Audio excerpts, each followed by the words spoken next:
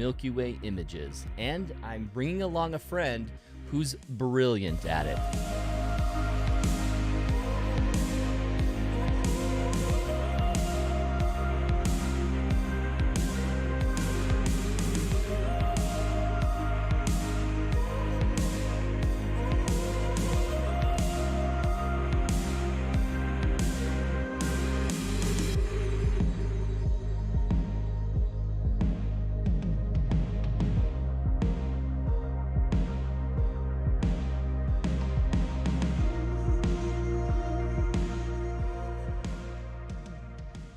Her images look amazing. We've all loved Mary Beth Kaczynski's photography. I mean, you look at these images on Facebook and you can see likes after likes and loves and tears of joy and envy.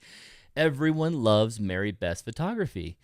What if I told you that you could learn to edit your photos like Mary Beth Kaczynski? In fact, why don't we just let Mary Beth Kaczynski teach you how to edit like Mary Beth Kaczynski? So you can play with this, and then so now you got this mask, and you can see how much more detail you got from just that one adjustment layer. It's simple work. It's actually not that difficult.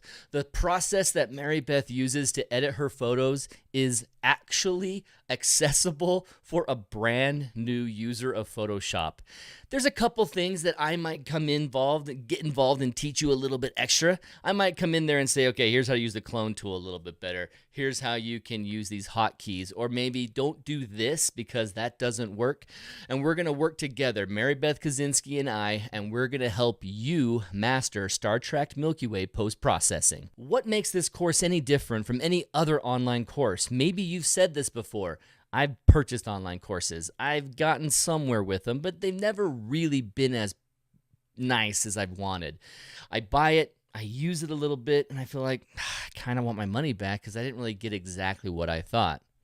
Well, outside of a money-back guarantee, which there is, what else would you want? How else can I best help you? How best can Aaron King help you, Frank, Joe, Tabitha, Samantha, Cindy? Let's name some other names. Kathy. All of you who I'm not naming but want to name, and you're sitting there right now listening to my voice.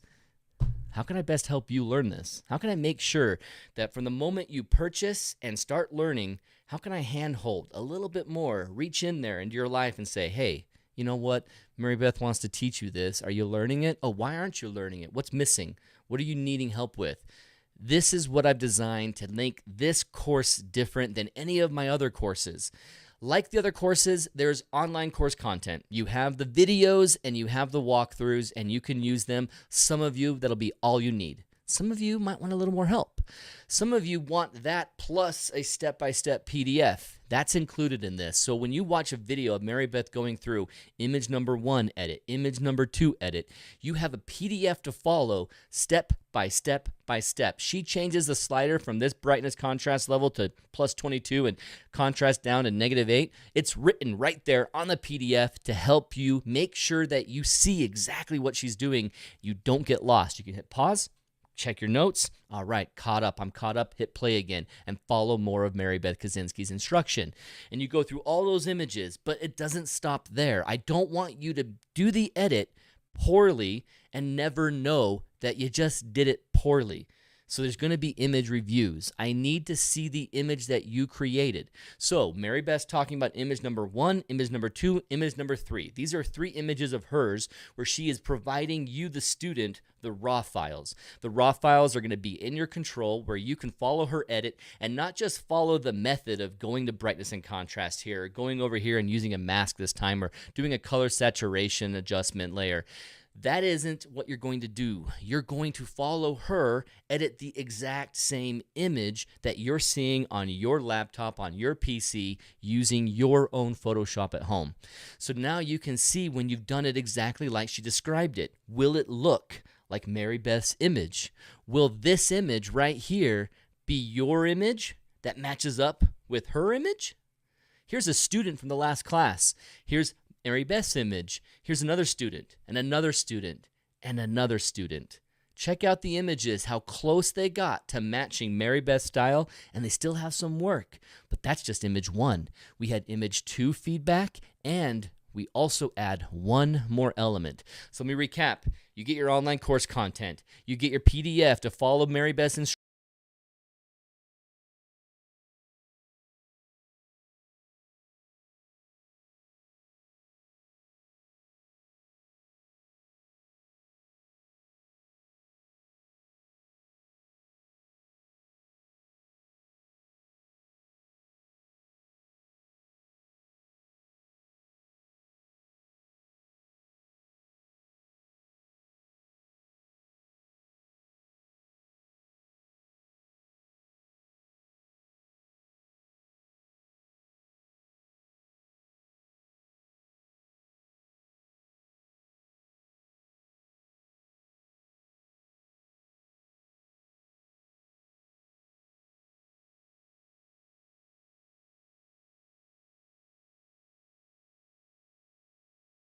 You know what? It hasn't been actually on. That's hilarious. Lost my audio. Hey. Yep, so I just said hi to everybody, and it's a good thing I always check this before I go live because I did not click that button right there. All right, welcome in. I already said hi to Kathy, Teresa, and Mark, as well as saying bye to Kirk, who's heading out of there. Hey, Faster. Hey, everybody. Hello from Santa Cruz, Argus Ray says. All of a sudden, I don't have audio. That's because I clicked on a button. My bad. I love the delay. The delay is so unhelpful, but also helpful. So now, here I am. I'm hearing myself. Sweet. I thought I needed to check that. I'm glad I did. Kirk is still here. Sound is gone. Yeah. I switched from my live video, the video of Mary Beth's presentation on her course, to just me talking, and I forgot to turn actually my audio on. So that was my bad. Well, let's go ahead and turn this down now. I don't need this so loud. Double checked. So, yep, it's back. Plug the mic back in. But also, how is the audio now? Before you're comparing it to nothing, but I think my audio was okay. Oh, yeah, the sound is actually quite loud. Sometimes I feel like it's bad. Hey, John, how's it going? You're good, says Mark. Okay, awesome. So we're going to be going over some of the weeds tonight, the weeds of editing a little bit. I'm not going into deep edits of our images, but I'm going to show you some of the key things that you need to do for a time-lapse specific and how to edit it in both Adobe Premiere, if you happen to have Adobe Premiere because you bought the entire Creative Cloud or something, or you only have the option of Adobe Photoshop. I'll show you how to do it in Photoshop. So we're going to go through that. So welcome in for another Milky Way Wednesday. When we're about 4 minutes out here in a minute, I'm going to flip on the last two videos and go live. Just had to double check that everything's working here. Things are looking good. Woo! We're going to make this one a short one. We will. I absolutely promise. Good level, Steve says. And sounds good from both Kathy and Teresa. So, whew, all right, definitely feeling good on that then. Woohoo! All right, so did anyone go out yet? I know that the lunar eclipse, some of us had clouds, like myself, completely missed it with the clouds. But did anyone else get a chance to go out? Let us know in the chat. I'm curious. Let me make sure I set this up for all chat so I don't miss anything at all. Cool. Got everything in there. Looks like we're just about to the final 4 minutes before we go live. And we will pump out our starter videos and go. I'll leave the YouTubes on so the algorithm sees more views. Thanks, Kirk. Wink, wink. And might as well click all the buttons automatically somehow. Kirk out. Godspeed, Kirk. Or atheist speed, Kirk. Actually, what would there be? Godspeed should be switched into good speed or my best or what would be Richard Feynman? Do him? He's not like a worshipped guy. He's just a respected guy. Yeah, never mind, Kirk. I can't even think of a good like swap out for Godspeed for you, brother. Now I'm all of a sudden talking like we're religious brothers. Hey, brother. All right, let's get into this. Aaron's going to shut up. And here we go. You decided what lens to use. You decided how much shutter you could handle. But now, guess what? ISO gets decided for you. It's by your histogram. So you just need to add a little ISO until you get the proper histogram. This is what your histogram should look like. What you are going to want to make sure is that you have a separation between the black and the midtones of the sky. You don't want them crunched together. So if you have this peak because it's so black in your foreground like I typically do, and you see it there next to the rest of the hump, you're going to want to make sure that they get some separation. So you see the peak, you pull up your ISO until there's separation here, but then how far else do you go? Do you bring that histogram all the way to here? Do you bring the histogram to here? Where do you go? This histogram is going to go and spike and then come back down towards the midpoint. This is the midpoint right there. That midpoint of the histogram is a perfect spot for you to bring that histogram to. Here's a shot, 8 seconds, 1600 ISO. Is it exposed well? No. Is this one good? It's still crunched to the left, but I'm starting to see separation between the black and the part of the sky. That's good, and that's at 3200 ISO. Here at 5000 ISO, is it enough? No, the separation is there, but the hump is definitely not hitting me right down in that center. 6400 ISO, the hump is getting very close to the center, but it's not there yet. ISO 8000, and then I see it touching the middle. Ooh, yes, that's when I say, man, that histogram is great. 8000 ISO is the perfect one for my lens at 8 seconds, ISO 8000. What will it be for your lens? What will it be for your shutter choice? Watch that histogram and get that shot well exposed. If you're back for day 3, thank you so much. This is my Carson Lumi Loop. Right here above of this is a link, a quick text link, so you can go watch that focus video right now. But this is my #1 tip for getting great focus when I'm doing Milky Way photography. I take this because it has a plastic cup. It keeps it perfect distance from it. Flush right up against my LCD screen.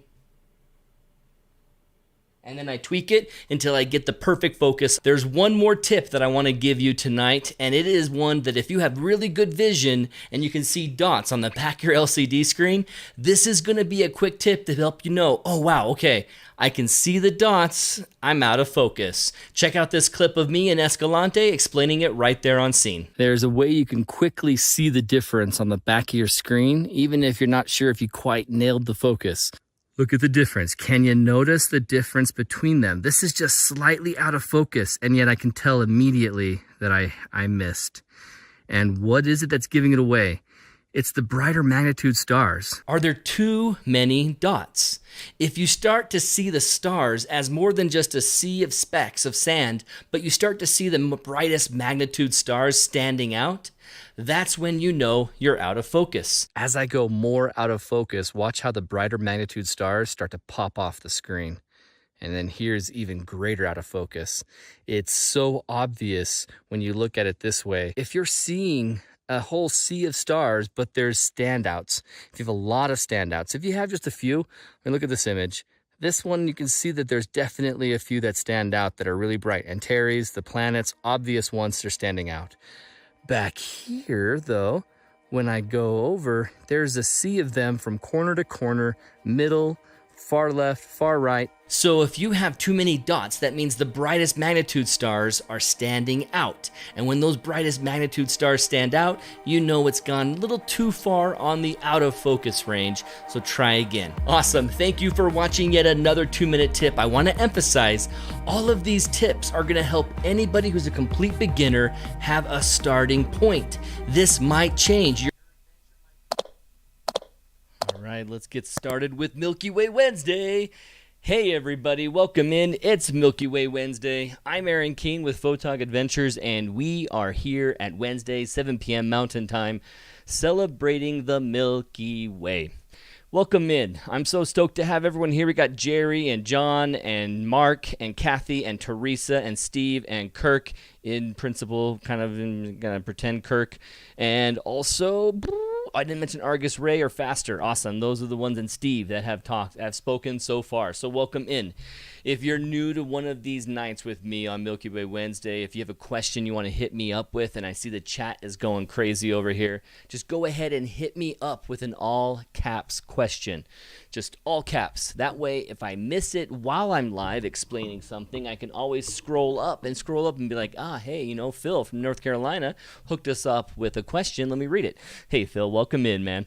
All right, so we are going to talk about time lapses tonight. And the first thing I'm going to start with is simple. I'll stay here in the cam chat with everyone talking next to me so that we can mention just the 2 things that you need to worry about when you're doing a time lapse. Whether you are dealing with a camera that has an intervalometer built in, or a camera that needs to have an external intervalometer, the process is the same. It's basically a situation of capturing a picture over and over and over again with the settings that you have set up. And what I mean by that is that you are setting up your image. Let's see, let's go ahead and turn me down all the way because I hear myself a little bit in my headphones there. You are making sure that you are capturing images, not a video. You don't want your built-in intervalometer in your camera to capture a video. Don't let it do that. Have control over it. And I'll tell you the reason here shortly. But this camera has a built-in intervalometer. If I had an external one, it's just going to basically say, okay, here's my Milky Way shot. With this lens, it's 8 seconds, 8,000 ISO, just because I know this lens and this camera, and then I go for my capture. And I tell it, hey, after this camera is done, take another picture. And take another picture.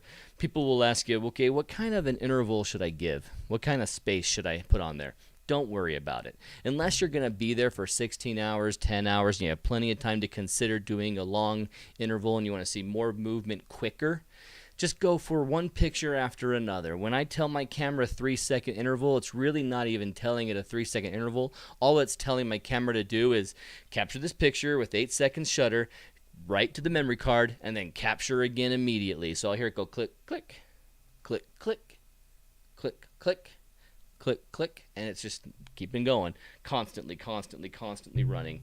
And that's all I need. That way I can be there for an hour or two and get plenty of images for many reasons. And here's the reason that I wanted to bring up that taking pictures versus a video is so worth it. So check out my screen over here. This is my Lightroom for a time lapse I captured out in Bistai. And you'll notice that there is just dozens and dozens and dozens of pictures.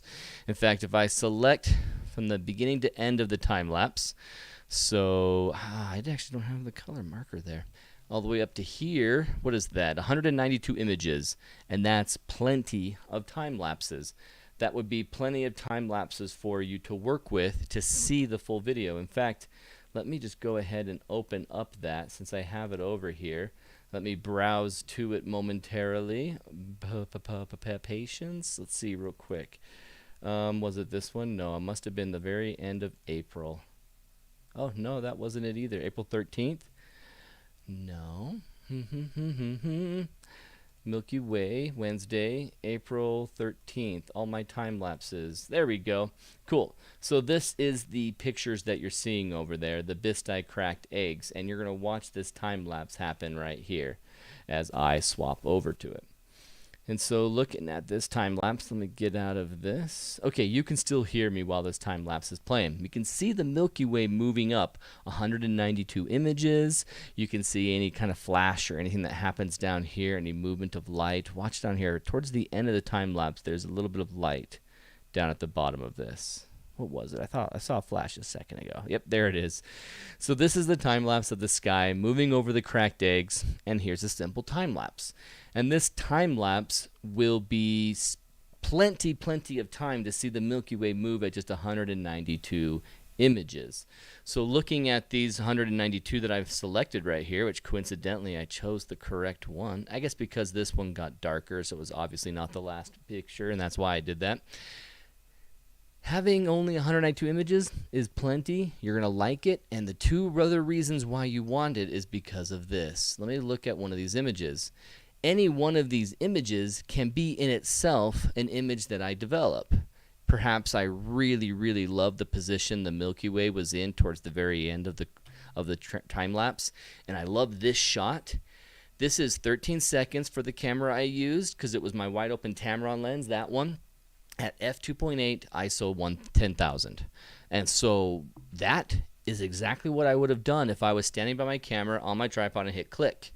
This is a single image. It's also a time lapse. And the third opportunity is that I can turn this into a star trail if I should. Please go into Star Stacks, edit this into a star trail image. And now I've got this foreground plus a star trail above it. And with the Milky Way core, it's a bit of a messy star trail, but it works. It's interesting and it's cool to see. And that option is yours to use. So with a time lapse where you're getting a picture, a full res picture of each moment, you have options. single images from it, time lapse from it, star trails from it. So that's the very first thing to consider, is just your interval should be nothing. Just capture one after another after another. You can go for 3 hours before most video camera batteries run out, and so you're going to get plenty of pictures if you do 3 hours. I mean, way more than you really need. And so don't even worry about the interval setting. Interval setting is more for like a plant photography, where you want to capture a plant growing over days and weeks, or clouds over an entire span of days. But with the Milky Way core, this time of season, later in the year, even when the Milky Way is up all night, really 5 hours is the max you'd ever want, and I've never had a situation where I've needed 5 hours. So that's all you need to think about. Capture completely. Well, how many images, Aaron? Should I make it stop at 200? No. Please never make it stop. Set your camera for unlimited images, because you can always turn your camera off and stop it from capturing. But if you go and start talking to someone and let it run, and then a really cool burst of aurora happens, or something neat over here with a bunch of meteors, you're like, I captured that. That was on my time lapse. So you go to your camera and realize, oh, I set it up for 40 images and it's already stopped. So don't set it up for any limited amount of images. Just keep it unlimited, constantly going. All right? Time lapses considered. All right, you got your camera. You've gone for unlimited images. You've set it up for just constantly running after every picture it captures. And now you have a bunch of images. How do you work with them? Well, as you saw here in Lightroom, I have all these images in a row, and I grabbed maybe the first one. What I tend to do is I will go into each image big, and I'll just start arrow keying back. Okay, I'm setting up right here. All right, this one's kind of moving my foreground, so obviously it's not this one. That one, no. Okay, here I settled. And I basically come to a point where it seems like the camera doesn't move at all, or the jumps between each star movement is very subtle. You can see how this very first one, there's a kind of a big jump. Let's see, right here. That's a movement jump from my camera movement, and then the star movement is just a different setting entirely. And then you can see right here is a big jump, but then it goes gradual. So you can see how it goes gradual for us. Just step and step and step and step, and a leap, a leap, a leap, a leap, a leap.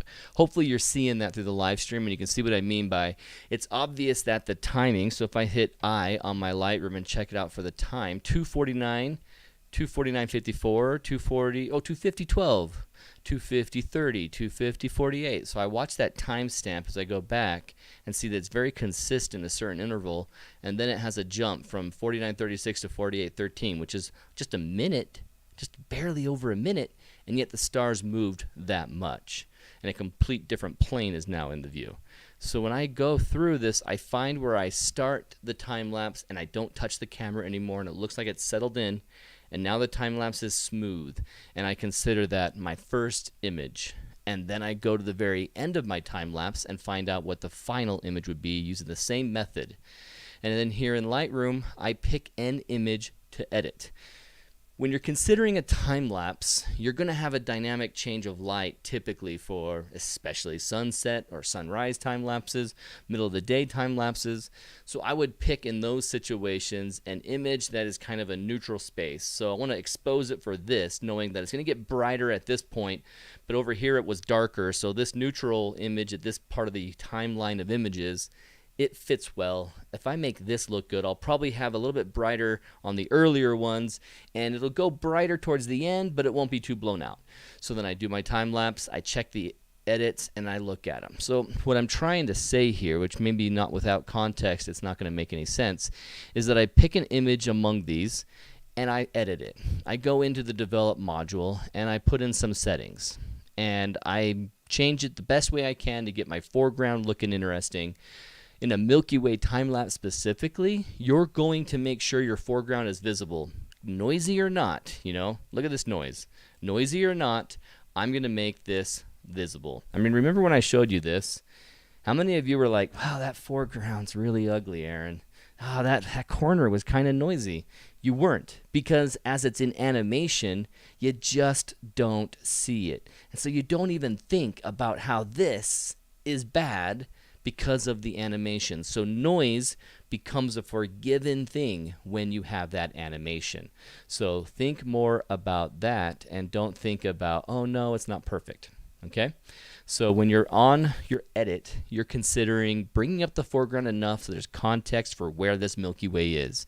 I'm not lighting this foreground in this situation, so it's very dark. I have to bring it up a lot. Let's see how good it can look. And then I'm making sure that my Milky Way and my stars are looking good. I got enough exposure on it, enough that I can see the Milky Way in movement. I mean, watch the Milky Way in this time lapse. You absolutely can see that Milky Way up there. You can recognize it versus the stars around it. You can see the row of Fuki up there, and it's fantastic. It turns really neat as you see the Milky Way, how it moves up above the horizon, and gives you perspective on what it's like having a time lapse out there over Bistai. All right?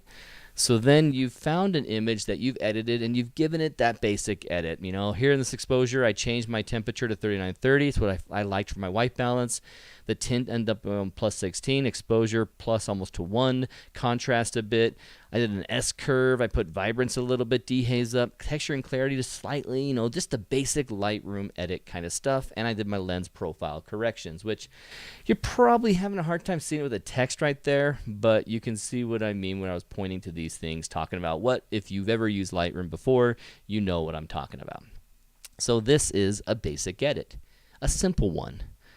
So then you go back out to library and you go into select this image that you're on and then shift click to the beginning of your time lapses and tell it to sync settings. And you sync everything, whether you cropped it, if you cropped it all, sync it all. The only thing you won't want to do is dodge and burn. You don't want to dodge and burn your subject, like the core, because the core is moving on you, so that's going to constantly need to be moved up. So don't worry about dodging and burning in the time lapse. Just a simple edit that you can sync to dozens of images and everything looks good. So you sync that. Then you go out of here, select the image again that you started with, go to the very end, and now sync it to all of those. Boom, voila. You have 192 images selected. Let's just go to that one. Selected that are now edited in a way that you're satisfied with. You know it will look interesting and it could be a cool time lapse. So then you click export. And let's just export one of these. In fact, let's export the subject that we liked. Let's right click and choose an export. You're going to be using export for all, but let's just do this example right here with only one. And let's use my zoom. Let's turn on my zoom display. Oh, perfect. It's so nice when the zoom is right in position. That's fantastic. Okay, I'm going to just kind of fix it around all of the shapes of this window. Let you see everything. Oh, I love it when it gets easy. It's hardly ever easy, so I'm stoked that it happened to be today. All right, so here's my dialog window letting me make decisions in here on what my settings should be. This is probably the only thing that you're Okay, I got distracted. I read the chat, and I got to bring up Teresa's comment. My first, right there, look at right there. My first Milky Way time-lapse has an explosion 7 seconds in. It's not on this computer, Teresa, but it was on that one where you shared the file with me, and I was sharing it during one of our guild hangouts on the Milky Way Photographers Guild. And yeah, she does. She does have an explosion. It was a meteor that actually blew up, and it's one of those rare ones that go, I mean, most of them dissipate, destroy, explode, but this one you could see in the camera, it's like, and she has an actual like smoke burst that's right there, you know, hanging around a little bit afterwards. The light's gone. The light of the meteor is fully burned away, and that is just still sitting there and then kind of dissipating. So it is cool. So her very first time lapse had something interesting, and if maybe she decided only 40 pictures because she didn't want to take up too much space in her card, she would have regretted probably missing out on the explosion. So that's why you always got to go for a full one. Just completely go all the way. And Jim is here, so is Keith Kennedy, SM Wilkes. Welcome in, everybody. Glad you guys are here. So back to my dialog screen. So the settings. First off, you need to pick somewhere that you want to put it. In this case, this is a Milky Way Wednesday, May 4th. I'm not actually going to save anything, but let's pretend like that is the correct folder. One thing I recommend is having a location for all your time lapses that are completed and final. Not every individual image, but the final video produced. But you should have in that same folder the raw images of all of them so that you can see them and go, oh, this is my sunset time lapse, this time lapse. And if you want to go back in and edit it, you can. And you can always go back in and edit the video of it. But then you'll have all those saved off that you've exported, plus your final video. I would have that kind of folder structure if you can. And so then what do you rename it to? Renaming is going to be custom name and sequence. So for this case, it was BISTI Milky Way. And you can see that it's already starting on number 1, -1. You can start on any number you want, but just one's fine. You do that sequence so that every image it saves off, starting with the first one in your library order, it's going to sync it. So in my case, in my library, my catalog in Lightroom, it is in sequential order. So the earliest Milky Way image to the latest in the morning Milky Way image is in that sequence. And so I am going to be saving off this from 21 down to 200 and something image. And those are all going to get a single BISTI Milky Way tag plus -1 or -2, -3, -4. So you do that with custom name and sequence, and then you go down. And one thing, oh man, I hate how this mouse is working. So the file settings, you're going to save it out as a JPEG. You don't need it to be that high quality. Because of the animation, you don't need it to be a very high quality TIFF or anything crazy like that. Just do a JPEG. And I do my quality sometimes down to 77 on images I'm sharing on the web individually because I know it's going to be only seen on the web. But if I'm doing a time lapse and I don't care about space with the hard drive, I will go up to 100% quality. Just change it to JPEG. So it's a JPEG, boom, 100% quality. You don't have to bring it down at all. If you're got a huge time lapse with just 1,000 images, you might consider the quality change so that you can get a little smaller file sizes. So then you resize to fit sometimes not. Let's not resize for fit this first example, and let's call it not resized. And let's change this folder from Milky Way Wednesday on the 4th to just the base Milky Way Wednesday folder and export. So now I've exported a file that is going to show up in my Milky Way Wednesday folder, and this is right here. And I'll get it big, yeah, okay. And Alan Wallace, no, this one, BISTI, not resized. And let's go ahead and change this view into details. So now you can see the file. Let's right here, that's good. So now BISTI not resized, and it's 36 megs. It's a very large file, 36 megs. Well, what if I didn't want to have a giant file size? And one consideration that I can make is doing this export. One I already mentioned. Let's do 77.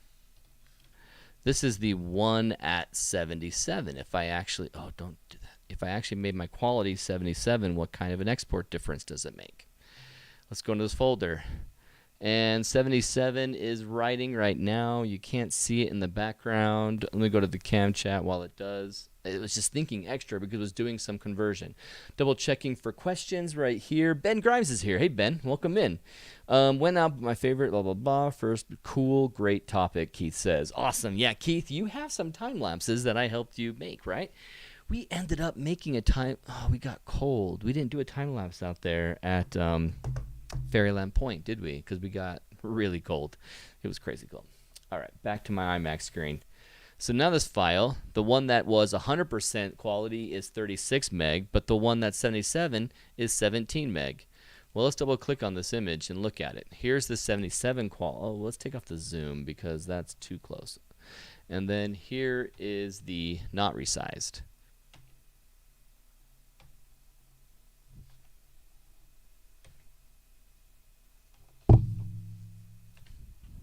Yeah, I can't see the difference that much. And so very often I will use the 77 unless I have something that is in daytime and I really want the quality perfect. But in this one, I just don't see it. It's something very minor, very subtle, which is why I get away with 77 on anything I export to the internet to share with you. So just quick credit for that tip. That came from Jeff Harmon of Photo Taco fame and Master Photography Podcast. Love Jeff Harmon. He told me that one, and he did it on one of our presentations, I think when we worked on together, and I've been using 77 ever since. He's basically done a bunch of stress testing. He's like, that's where the return on investment was perfect. It's just went low enough file size, but still quality, 77. So remember that if you're exporting, 77. That is barely a difference, and it's hard to see it, so that is not bad at all. So then, the other consideration to make, and this one is one that I make often with landscape images, but don't do with vertical orientation images. When I'm doing a time lapse that is landscape orientation, I use up that full screen and I will make this decision I'm about to make. If I'm doing a vertical one, I want it to look good on my phone, and this resolution usually works well on my phone. It turns out this kind of aspect ratio, and it's pretty similar. If anything, it cuts a little bit off on the sides, but it's hard to notice. But this consideration we'll make on a vertical image today just to show you it. The resize to fit. And I will do long edge. So basically if it's vertical, it's going to take the long edge and make it this long by pixels. And if I have my landscape orientation, it's going to do long edge here. And what I'm going to tell it to do is long edge 1920. So it's kind of like a 1920 by 1080 resolution image, just so it fits in my video. Basically what's going to happen with my typical images or my time lapses is I will do the 1920 so it'll fit on my YouTube videos, right? But then it's going to have different height bars depending on the camera I used. For this particular one, let's look at it. In fact, let's change the name to 1920. I'll just call it long edge so it has a name.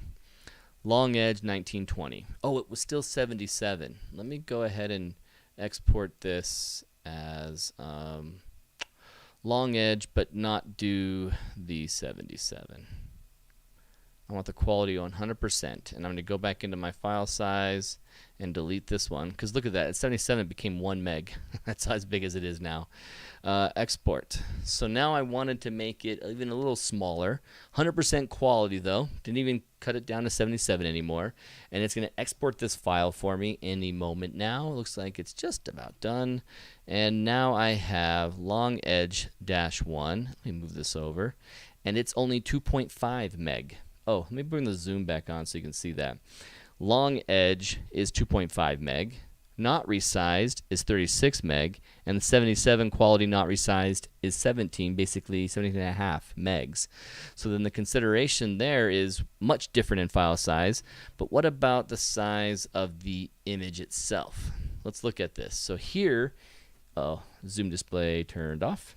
Here is it with the long edge cut in, and here it is not resized. Wow, it didn't even cut anything at all, did it? So in this case, the resolution, making my long edge 1920, it didn't affect my image cropping at all. What I have experienced in the past are time lapses that are, let's go to my YouTube channel, and Aaron King's YouTube channel, look at VRA. In fact, my zoom display, oh, it's off. Okay, cool. Let's look at the recent time lapse from Faroe Islands. That is not it. Oh, these are all my uploads. Too far back. Okay. Sierra de Lure. This is a different resolution. You can see the bars on the right and left. This is what wide angle my entire capture will look like. With the resolution on the default image, this ends up being this kind of a rectangle and not a long 1920 by 1080.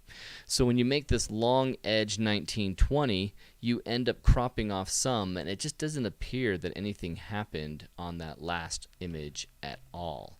I'll leave that up because we'll come back to that later. Let me double check this file because I'm confused. This right here, the export, and export is going to be long edge. Did I actually click it? Yeah, resize to fit, long edge 1920. Okay, cool, it actually did do it. That's crazy. What if I made my long edge only 1000? Let's just see something change, just because I want to show it change. And this one just ended up not changing. This example. Let's export that. So that's going to be much smaller, only 1000 size. I would expect my files to be much smaller, and long edge 1000 was half a meg. Let's open that up. There we go. Something changed.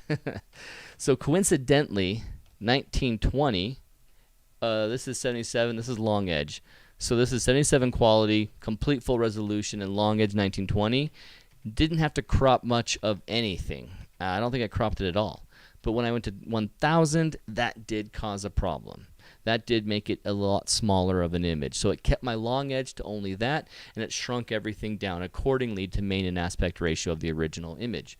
So that is what you can consider. And if you want it to fit for a video, you'll export a horizontal one with 1920, and you usually have great results with that.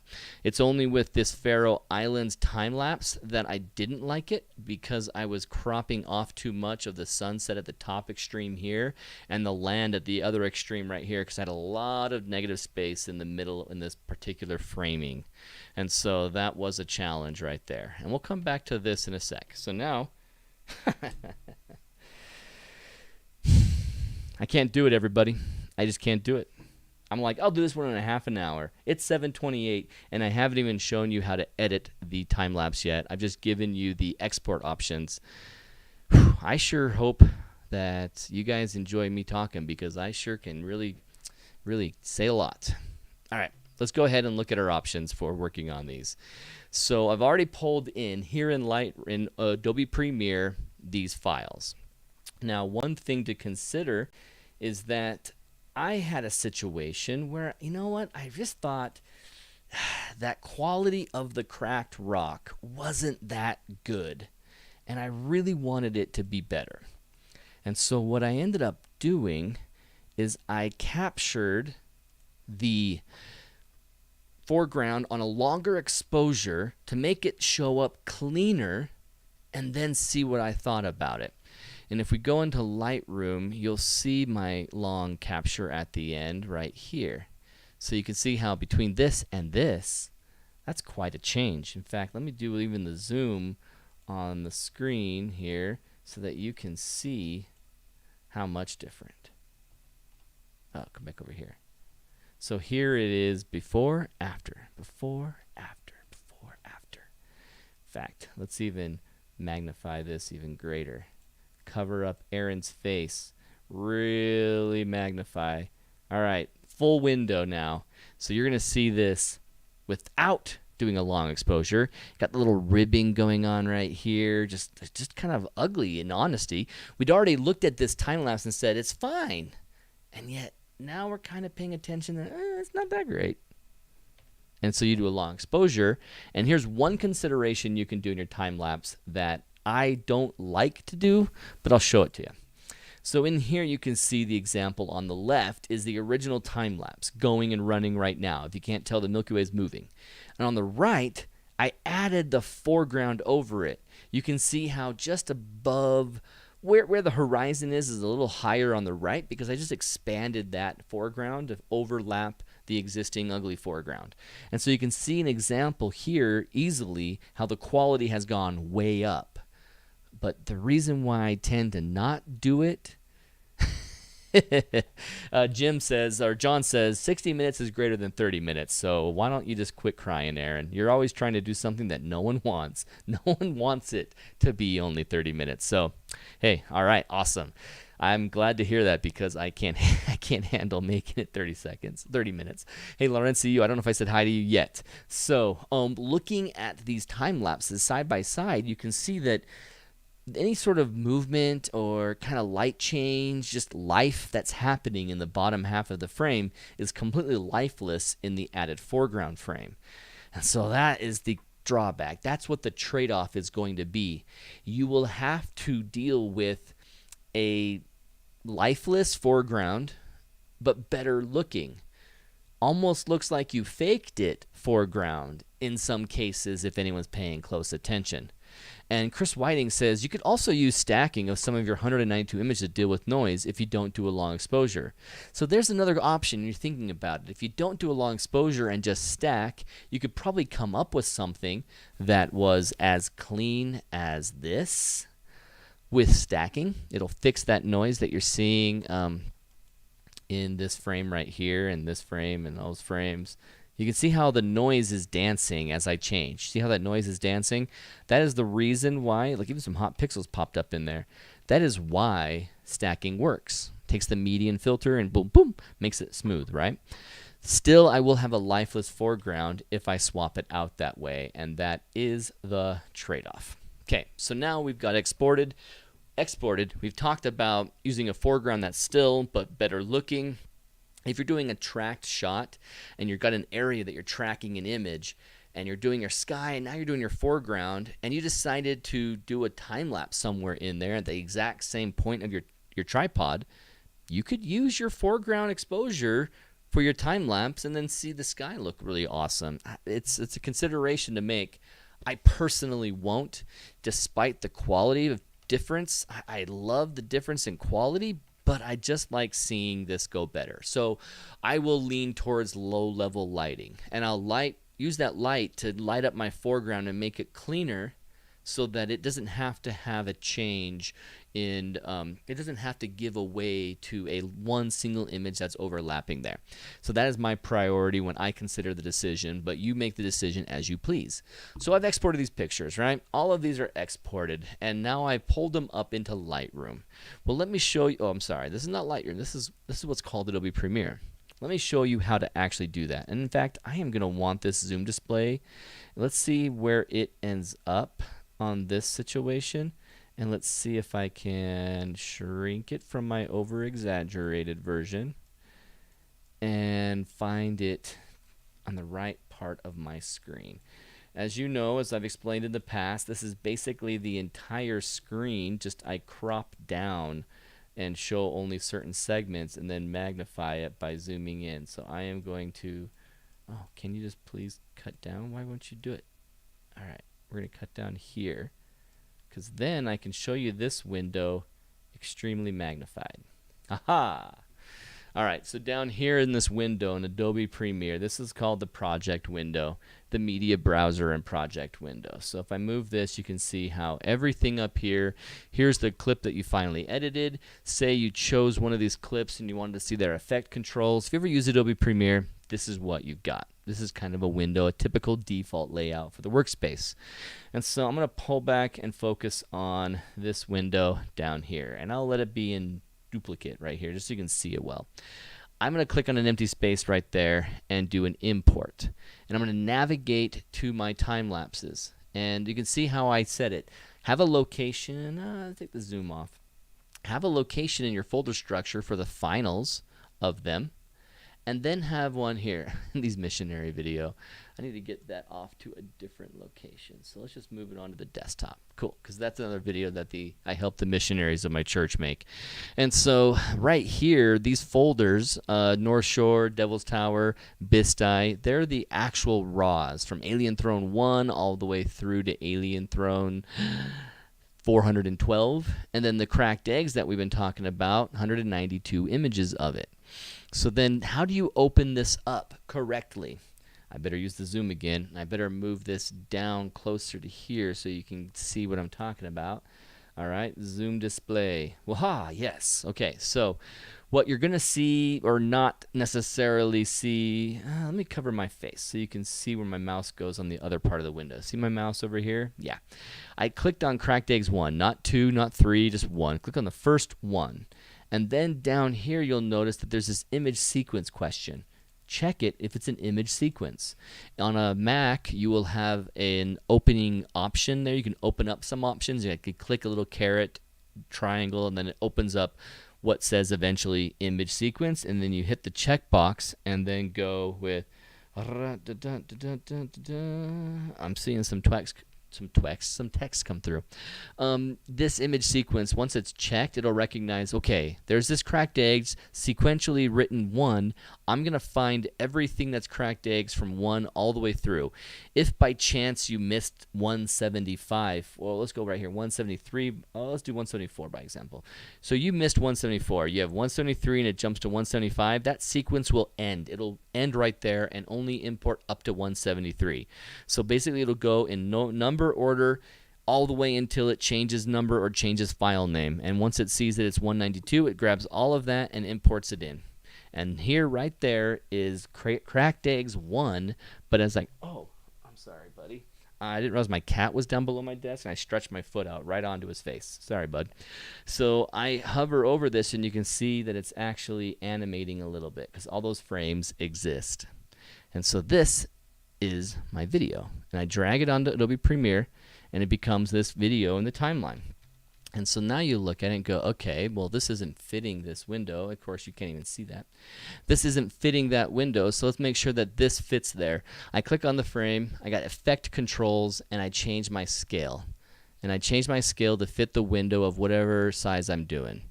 In this case, I don't want to have to do all of that. And say your first time ever using Adobe Premiere, you want to remember something more simple. Think about it this way. You open up Adobe Premiere, you click on that empty space, you've imported cracked eggs. Now you drag this, in fact I need my zoom back. Now you just drag this to this icon down below. See that kind of paper with the folded corner? That says new. And when you do that, it will open up a new window right here, basically what is called a, what is that window called? It is called the source monitor. No, it's the, I think it's just the project window or the timeline. I forget what the window's called. Sorry. But this new tab, because here's cracked eggs, here's Milky Way Wednesday opener. You can see that that's that. Here's cracked eggs again. Here's cracked eggs.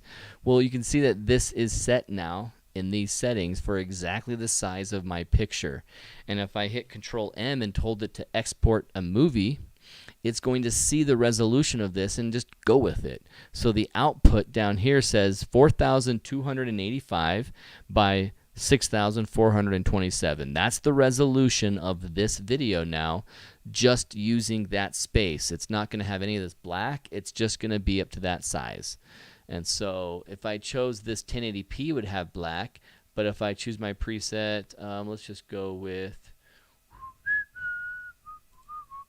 match the sequence preview settings. Click on that, and now the black outline won't be there. It'll create a video just for that. This is in the weeds, but if you ever happen to upload anything to YouTube, you don't have to conform to one resolution. YouTube will just present your video whatever size it is. If it's a narrow vertical square, it'll be that. If it's a wide angle shot, it'll be that. It will just present it as is. You don't have to change your aspect ratio for YouTube. It's not required. Okay, so this right here, and I say YouTube because you get your own time lapse loaded to YouTube, and it doesn't matter if you have a YouTube channel. I mean, it is technically your YouTube channel, but what happens is that you are roughly just putting it on there, and anyone with the link can see it. No one will find it unless they're Googling your name or your actual title of that time lapse, and you can share it with family and friends. Say, hey, here's a link on my text it to them and send them a picture of your, send them a link to your time lapse and they can watch it from home. That's why I would put it up on YouTube. All right, so here's the actual cracked egg shot, and here's the two things that I do to make it a video. Because it's already a video, I hit spacebar. In fact, let me just quickly render these files. It's not very long. It's 192 frames, and it is going to render them at a rate of 24 frames per second or 29 frames per second. I think right now it's set for 29 frames per second by default on this Premiere project. You'll actually have that decision to make when you do this in Photoshop. How am I doing on time? Yeah, 7:40. Sweet. Doing well. Fantastic. John asks, if you overlay the foreground, won't that remove the annoying flashes or car lights that may light the foreground? Yes, it will. That is a great point. So sometimes making the foreground lifeless will remove the life that ruined your shot. And so in some ways it's a benefit, as long as it doesn't look too dead. Like if you have clouds going over and lights coming through there, you won't have any of that cool light happening on the foreground. But with a Milky Way, it's a lot easier to consider. And so looking at this image that came through, here it's playing and it's going for a total of 6 seconds and 12 frames. That's how long this time lapse is. Without fail, every single time lapse I have done, something's happening on my smoothness. Maybe when I tried to render that caused a little bit of a problem. Maybe we should close Lightroom. We don't need to go back into Lightroom. Let's just close it. Yes, I really want to quit Lightroom and skip it this time. Okay, what else do I have open that might be stressing it out? Let's close this window and keep open Photoshop. Yep, okay. All right. So hopefully my live stream is manageable. YouTube is not resuming a video to maintain smooth streaming. Okay, it'll probably have a little bit of hiccup when I do these renders, but I won't be doing them after this. Without fail, with every time lapse I do, I can right click on this frame and say I want to do speed duration. Instead of 100% of the speed, I want it to be 50% of the speed. So watch this purple bar. After I click OK, it doubles in size. So it takes that and says, okay, you want to play it even longer, half the speed of what it is. And now look at this video with half the speed. And what video you already saw was modified this way, where it turned a 6-second clip into a 12+ second clip. And now I got the most out of this time lapse, and it's not jumpy, it's not bad, it doesn't look awful at all. Watch this again. The only jumpiness that happens in this is with the little bit of light flicker. There's nothing really ruining this about the fact that I changed it to 12 seconds. So without fail, 100% of the time, I will choose speed duration to 50% so that my time lapse is longer. And a lot of the times I have a very tiny short clip that I have to turn into a lot more. And so what I end up doing is, let's see, what video clip are you set for already? Let's do the one. Yeah, Snowy Chalice. No, this one. Oh yeah, it's a part of this one. Okay, cool. Now let me swap over to it. So this is a time lapse up in the North Shore of Minnesota where we got Orion going down. I captured one longer time lapse of the group looking out over this water, and you can see, well, Aaron, how did you do that sliding motion that's happening? You're tracking over to the left, and you were just zooming in just a second ago. All of that is done entirely in Premiere. I didn't have to do any of it. It's a large enough image, which is one of the things that you have to consider.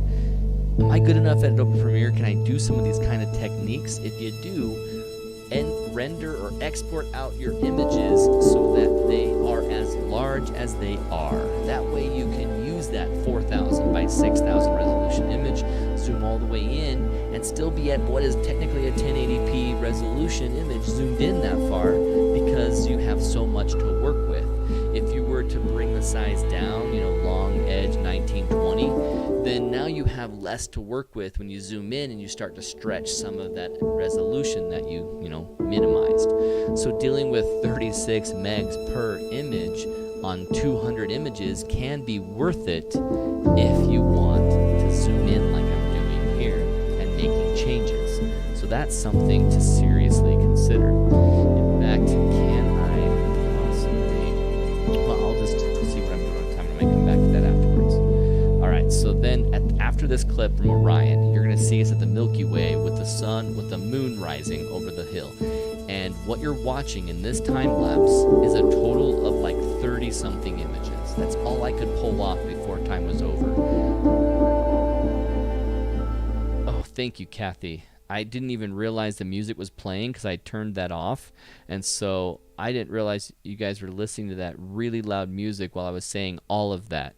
Oh, that's so obnoxious. It's too bad that 30-second delay on YouTube chat took that away. I didn't realize how loud that was coming through. Thanks for the heads up. So as you're watching this, and what I was saying is that you can change that tracking in Premiere despite being only one frame with no movement at all in your time lapse. Can't hear you, but can hear the music in your video, Ben Grimes says. Yeah, sorry about that, everybody. That's annoying. I wish I would have noticed that over there. I wasn't paying attention to the sound waves. So now that I'm saying it where you can hear me, is that here's a reason why you would not change down to the resolution when you're exporting to 1920. Remember when I did the long edge 1920? That was for saving space. And if I'm going to go into Premiere and do what I'm doing here, where I'm zooming in, tracking and moving and adding motion to my time lapse, I want to play around with my full res 4,000 by 6,000 image. And then that will allow me to go zoom in in really tight, almost to what is 1080p still, and have a nice high quality render. So looking at the framing right here, you can see over the hill and Orion. That doesn't look like it's highly stretched, because it's not. Even though I zoomed in that much, I was pulling back with Premiere, I was still at probably over 1080p when I was in that tight, because this is a 4000 by 6000 resolution image. And it gives me freedom to do all these motions and movements as I look over to the left and see Molly and Earl with Mary Beth Kaczynski working on these images. And so it's really nice to keep that 36 meg really large image if you're going to go into Premiere and do what I did and track a lot, zoom in a lot. For instance, when I zoomed in on the photographers, that's not another time lapse.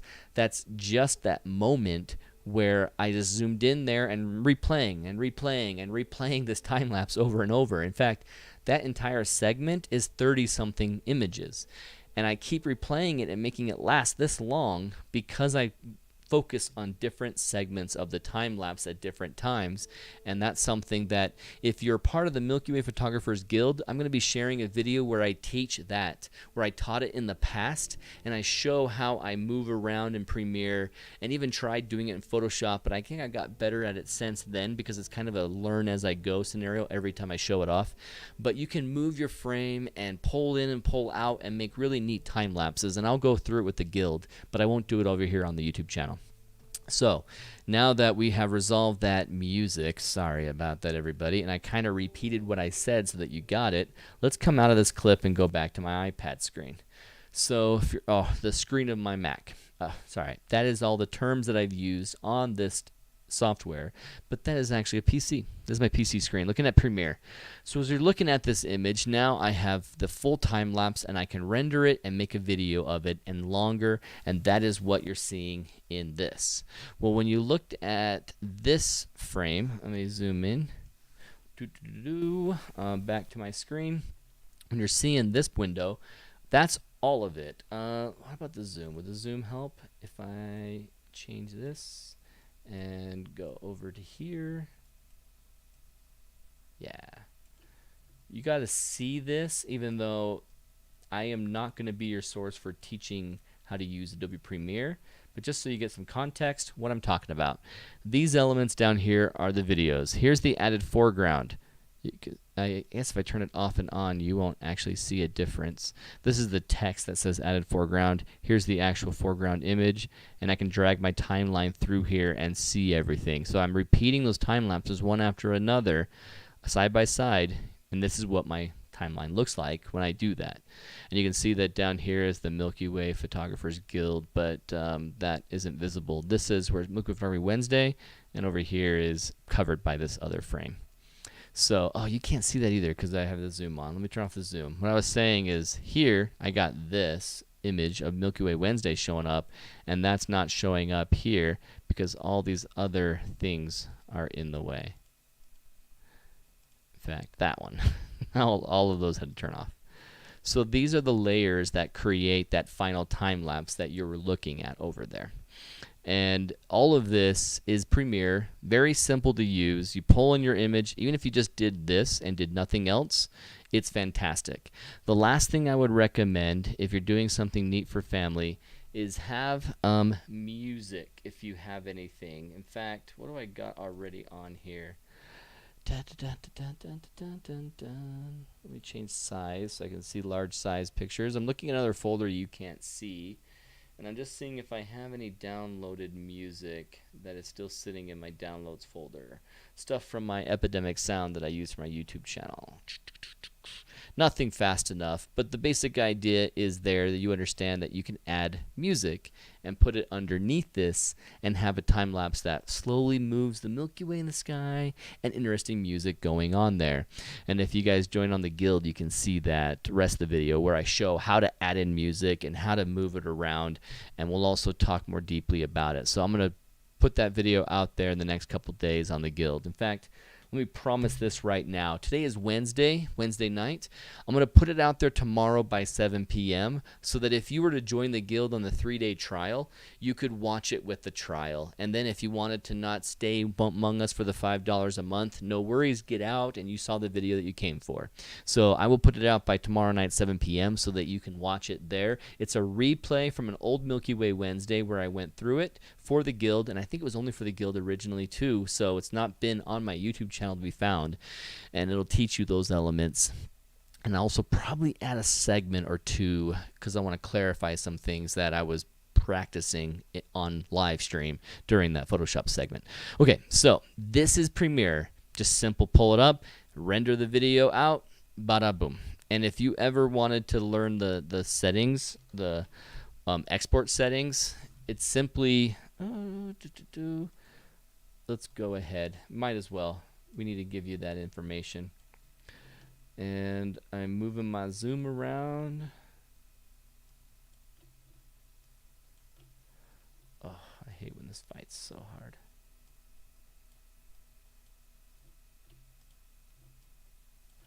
Alright, so now I've included all these settings. Okay, cool. In fact, I'll crop it in a little bit so I can zoom it extra big. Alright, so here's the settings. And if you're in Adobe Premiere, they have these presets right here. And you just need to choose your high quality 1080p. Just use that. Or you can choose match the sequence, which is going to be the exact size of your picture. So now that I've clicked it, here's matching sequence to the picture. Here's 1080p for YouTube, where it has the black on each side. And matching sequence is what I recommend if you have nothing else that you've done to the video. So you just do matching sequence settings. It just imports it at the quality and resolution that the image came in, and then you export down here and you create your video. You know, you choose right here what it's named, where it's going to be saved, stuff like that. And that is all you have to consider for exporting. Let's get into Premiere. Let's get into Photoshop before it's too late. All right, Aaron. Okay, I don't own Premiere. How do I do this in Photoshop? How can I make this work in Photoshop? It's absolutely the same. It's very simple. Let me turn off my Nick collection. So I go up here to open, and I just choose to open an image, and I'm going to navigate to my time lapses. And in my time lapses, I'm going to go to Best I folder. And in this case, let's just still stick with the one that we've been looking at, the cracked eggs. And I'm going to select the first one. And like I showed you before, you're going to have to consider clicking the image sequence. And I'm going to minimize this so it shows up in your zoom. Okay, cool. All right, so this is the selection, cracked eggs 1. And now I have this checkbox next to image sequence that I can still click. In Photoshop, it asks this. You can pull in a sequence in Adobe Photoshop. Click open. And now it asks me the frame rate. And what frame rate should you do? Actually, can I bring this over? I should have just done that in the first place. Yep, I just brought it over. So now you can see what I'm looking at. All right, so here's the frame rate right there. And I recommend just the smallest one possible that is in the 20s. So 24, 23.976, just do 24. So basically every 24 images will be 1 second of animation. So you choose 24. Don't do 30, do 24. 24 frames per second. Click OK. Now I'm going to turn off that zoom so that you can see. Oh, it's loading right now, and it's freezing up my screen. Woo! Ooh. All right, zoom display is off. Now let's open this up. It just kind of looks like a regular Photoshop image. What is different, Aaron? You won't see it either until you go up to Window. Looks like I got to bring the zoom back up. But Teresa was saying, Photoshop is what I've been using because I'm too lazy to learn another program right now. No worries, Teresa. You're not alone in that kind of mindset, and there's nothing wrong with that. All right, I'm going to, oh, come on. Use Alt and use Alt. All right, I think I've got it to the right size to include what I'm showing you. Up here in Window, you need to go down to the window, and looks like it's just not long enough, which I was afraid of, but at least I showed you Window nice and strong. All right, so then I go into Window. Let me give it a little more space. All right, here we go, Window, and we look at all these different options in the window that aren't showing, and you want Timeline down here. So you click on that, and now below you saw how it's changed underneath here. This is a timeline that's been added now to Photoshop. And while I'm in this, let me just quickly bring my zoom down because I'm going to need to show you everything down below. And okay.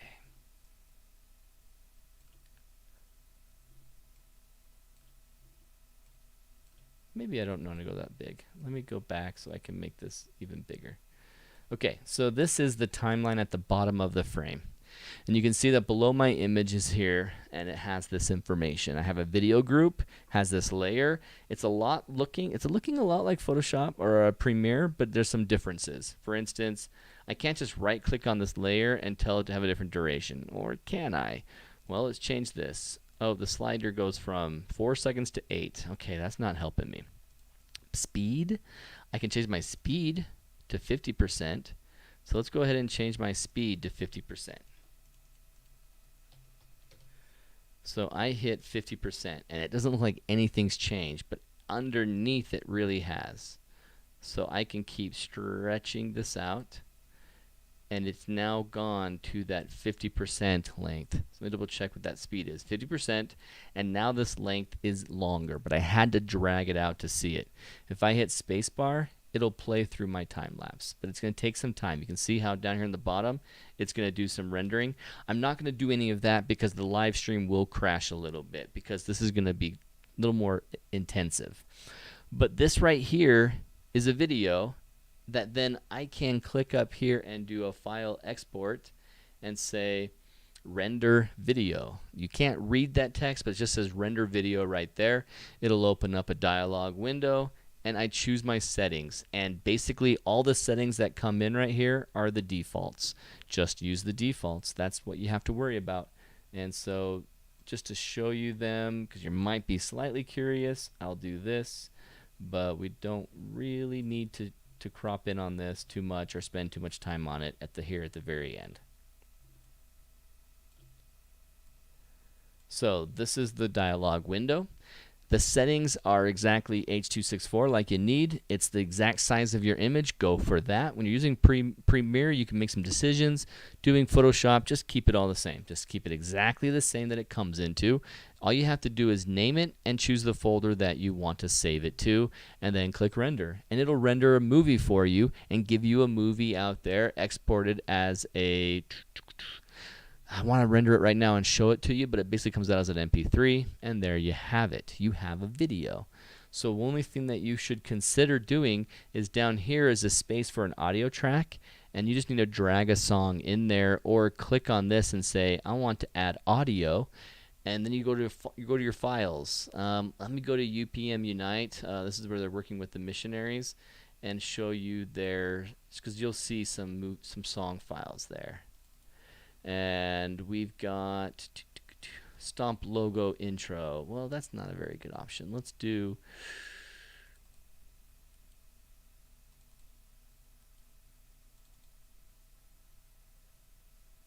it doesn't have any good sound clips yet, but I'll just use this one, pretend like that's it, and click open. And now then down here is an audio file. And it's going to render a video all the way to the end of the audio file. So what you want to do is you want to cut this audio file. So basically, if I had done a smaller audio file, we can see it easier and I can just drag it back.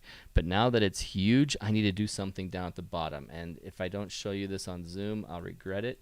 So let me get the Zoom back set up for that location of the screen. And just bear with me as I make these changes for you. All right, so now, let's go in even more so you can see it more clearly. And now I zoom in nice and big. Okay, covered me even. So down here, all these tools that you're going to want to use is this mountain. And it's set up right now to either zoom in tighter or to zoom out. And just want to zoom the mountain all the way out. See how now my blue clip is just hard to even see as a clip, but my audio clip is right here, and I can run my cursor, hover over it. It changes to that kind of a craggly tool, and I can shrink it all the way in here. And now I'm at a space that's matched up exactly with the clip. So imagine that this only came to here, or my song was a full like minute and a half. And you'll see that here. Let me bring my zoom tool to a little bit more space. Okay. So now here's my video.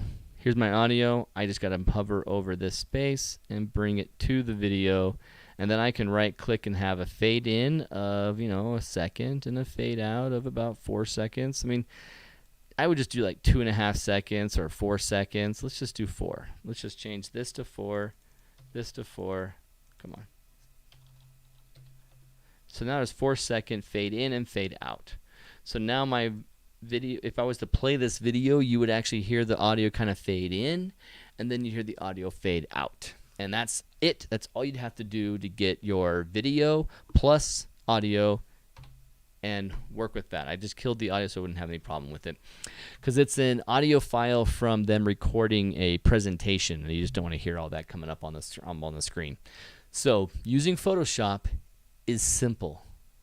To recap, you click open, like you'd open any image, and then you just choose the first image of your sequence and make sure you check the box for image sequence. Then once you've done your image sequence, you come down into here, make sure this is showing. If it's not, go to window and bring up the timeline window. If it's not there, click on that. Okay, timeline window is now visible. I got my video. I am going to right click on it, change my speed from 100% to 50%, and then I'm going to add a song. Boom, done. That's it. And then you had the option up here, file, export, render video, changing the name, changing the folder, change nothing else, and render. Boom, you have a time lapse out of Photoshop. Okay? Any questions before we call it for tonight's video? It's 8:03. It is time to go. This was the quick version of what I do for time lapses. Very simple stuff. I love Premiere, but working with Photoshop is very easy, and I would definitely use Photoshop and not hesitate to do it. While I wait for some questions to come through, if you have any questions over here, hit me up with all caps. I will show you this, and this, I'll do it all screen. This is a time lapse. Like I told you, with Premiere, you can go in tight and go out far and make what is actually a short time lapse into something big. So first I'll show you this. This clip from right, let's see, where does it start? This clip from, oh yeah, I see. Right. No, it's not big enough. Okay, this clip from right here, from right at this point, is the entire time lapse, and you're going to watch it play until it exits with Aaron King's name on it. So here's the entire time lapse. Brendan's on the right. I walk up to the left. Then it continues. Then I move the camera to this position because I like seeing the water down there, and I run the time lapse. And this kind of rotating constantly I did just to minimize a lot of the movement that was happening on the time lapse. I just kind of rotated it because at one point in the time lapse, my camera settled because I put the leg in a stream of water, and putting it in there caused a disturbance of the soil, and it just started sinking a little bit more as the water ran around my tripod leg. So it ran around, caused a little buildup. It kind of pulled out some of the sand and moved the tripod. So it kind of shifted on its own. So I rotate the time lapse just to kind of make it look like I intended for it to shift on its own. So you don't really notice the shift as much that happens because it's constantly rotating. But this is the entire time lapse, and from that time lapse I made this. In fact, I'm betting I can find this clip. I'm hoping and hoping and hoping, but let's see. So I'm waiting for time lapse. Okay, SS Mold says, thanks, Aaron. You're welcome. Thanks for coming in for this. This one was in the weeds kind of topic. I get that, and it's not as fun as kind of the new to the Milky Way photography tips, and so this is going to be very niche for certain people. Certain people would really love it, and certain people are like, well, I didn't really need this. Where would it be though, Aaron? Where would it be? That's right, I couldn't find it earlier. I was hoping to give you the actual video from there, because I swear I edited it on this computer, but I couldn't find it earlier. Ben Grimes says, can you also replace the foreground in all of the Milky Way images and have a consistent foreground? Interesting. So I believe what you're basically saying is this right here. This is a consistent foreground with one image. It is overlapping every single frame of the one on the right. So the one, okay, on the one on the left, the original time lapse, all those frames exist with some action on the foreground. The one closest to me, the added foreground one, is overlapping it and covering it. So when you say replace the foreground in all of the Milky Way images, instead of having to go in and replace for 192 images, I just overlapped it as basically a layer in Photoshop, and it's in Premiere, and played it underneath. That is good enough, and it would accomplish the same thing since this image down here is the exact same image every time. So are you considering doing a different setting maybe for the foreground where you have a longer exposure for the foreground, and then doing another time lapse with that setting?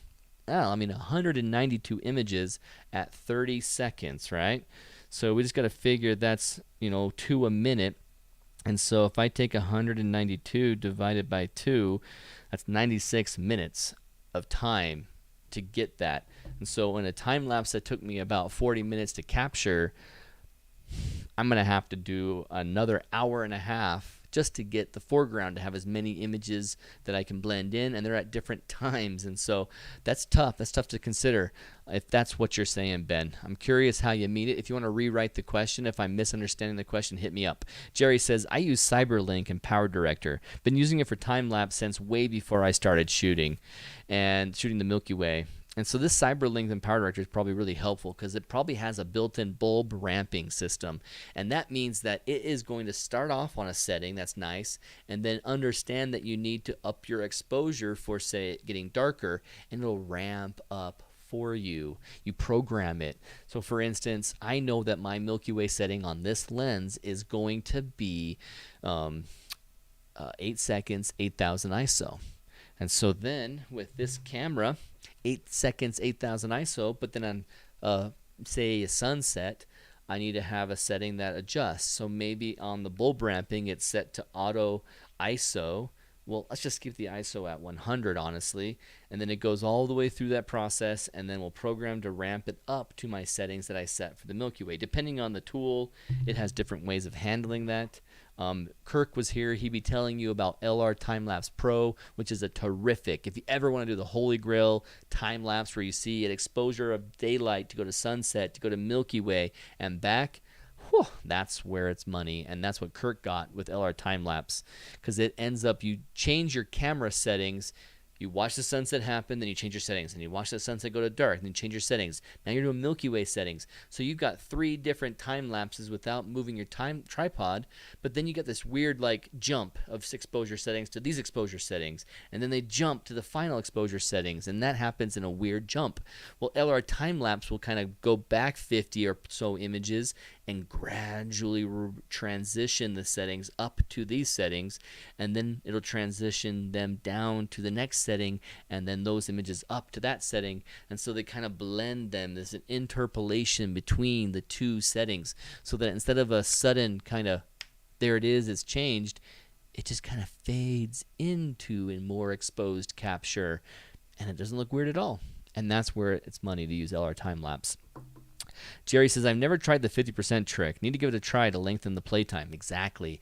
Without fail, I've never had a time lapse look bad that's over even with the short images, even with 32, I think I had extended that. So it was 2 seconds of frames that I turned into 4 and then did what I did. So yeah, I would always do it. Always do the 50% thing. I'm not seeing Ben's question come back in. Maybe I hit the mark. Keith says, I'm going to try this tomorrow on my time lapse that we created in our last night out in Escalante. I'll let you know how it goes. Okay, awesome.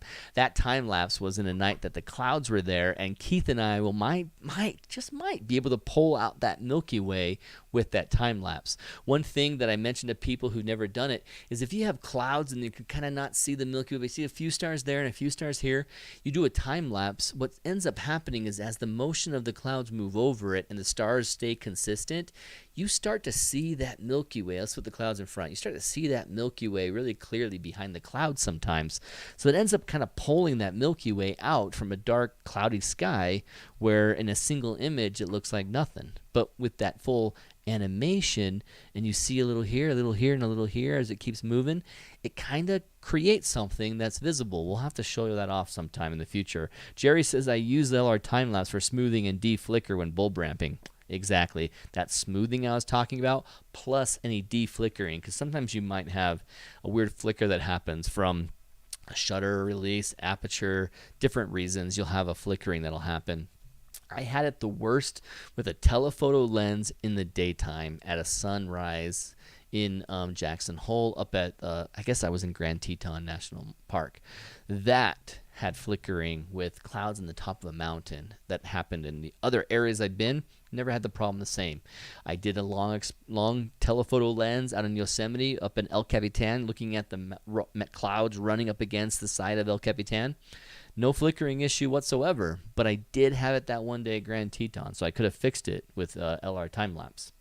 All right, looks like I don't have any more questions coming in. That's awesome. All right, everybody, thank you so much for joining me. Thanks for being here and learning with me and learning how these things go. It's really crazy fun to take a time lapse that hasn't had much to it and then create more out of it. And in some cases, you'll have a time lapse that is going to bring out something amazing that would otherwise would be kind of easy to ignore is there, but with the time lapse, it dances around and looks fantastic, like this one, where Kathy and I are in the Faroe Islands with Rhonda Pierce. You've seen her in the videos. We're out and an aurora happens, even with the moon out, September 17, 2019. Wow, that was a long time ago, Kathy. We're going to be out there again this summer. This happened. And the time lapse is one frame. But you can see I zoom in, zoom out, show different segments, and you can see from Sornfelli how we're just getting a dancing time lapse, and the aurora looks terrific. And with these settings, I didn't have to do any work at all. Just chose a setting, capture, and then ran it, and then did my time lapse. And I created this entire thing in Premiere.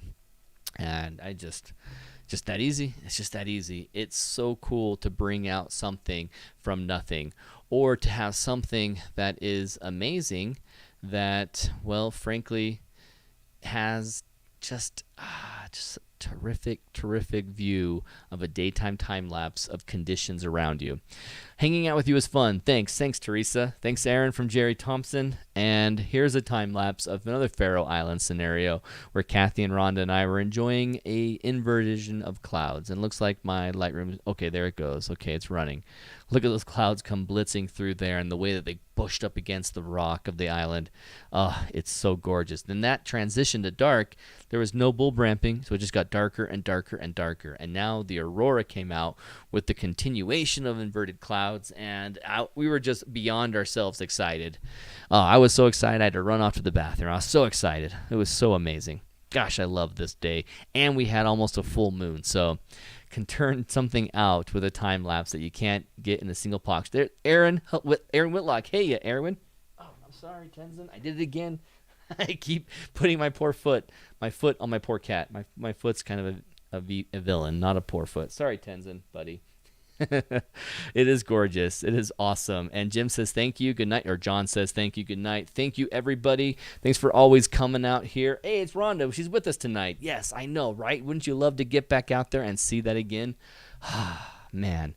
And without the moon would be even more amazing. I can't wait. So I'm Aaron King with Photog Adventures. Thank you so much for joining me for another Milky Way Wednesday. I'll be back next Wednesday at 7 p.m. I have a few weeks before my next workshop, and so I'll be back here in studio every Wednesday for live Milky Way Wednesday, teaching some tips. And if you have any requests for me, just hit me up with an email, aaron@photogadventures.com. Talk to you later. Have a good night, everybody. See you around.